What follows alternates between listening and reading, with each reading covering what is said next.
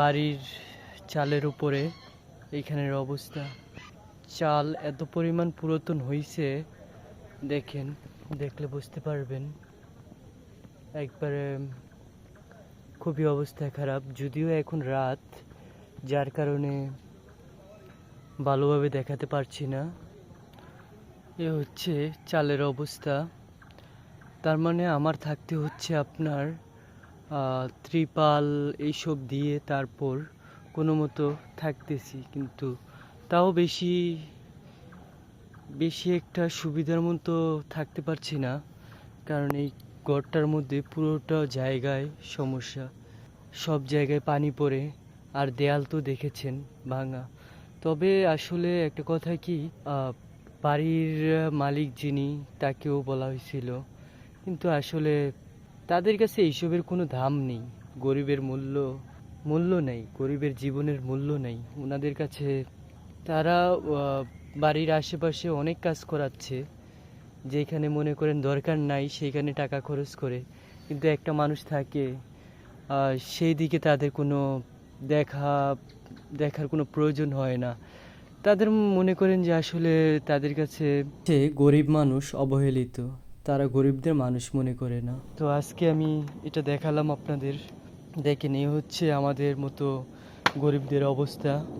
গরিবরা আসলে সব কিছুই মেনে নিতে হয়, যত কষ্ট হয় গরিবদের এইগুলো মানতে হয়, কারণ তারা গরিবদের মানুষ মনে করে না।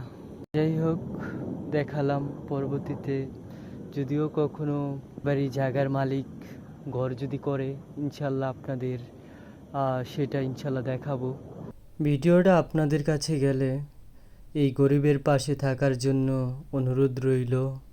গরিবের সংগ্রাম জীবনে কিভাবে যায় দিন, সে থাকার জন্য অনুরোধ রইল। এবার বাসার ভিতরের অংশটা দেখাবো আপনাদের। এই যে এখান থেকে ভাঙ্গা, উপরে টিন নেই, আর এদিকে পুরোটা ফাইটে গেছে ওয়ালের অবস্থা দেখেছেন। এই অবস্থায় থাকতে হচ্ছে। এটা হচ্ছে ঘরের ভিতরের অংশ।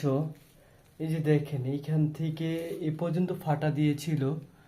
আমি সিমেন্ট দিয়ে এটা লাগাই নিছিলাম। তারপরে যে উপর দিয়ে ফাটা, পুরোটা ফাটা, এটা পুরোটা ফাটা। তারপরে যে এদিক দিয়ে দেখেন, এদিক দিয়েও পুরোটা ফাটা আছে। তার মানে ঘরের কোথাও বাদ নেই যে এই ঘরটার পরিপূর্ণভাবে ঠিক আছে। কিন্তু হচ্ছে সবচেয়ে বড় কথা হচ্ছে গরিব মানুষ বলে অবহেলিত।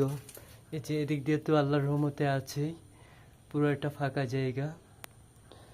তাদেরকে আসলে বললে কোনো লাভ হয় না। যাই হোক, আপনাদের মাঝে শেয়ার করলাম। বাকিটা আল্লাহ ভরসা। আপনারা দোয়া করবেন আমার জন্য।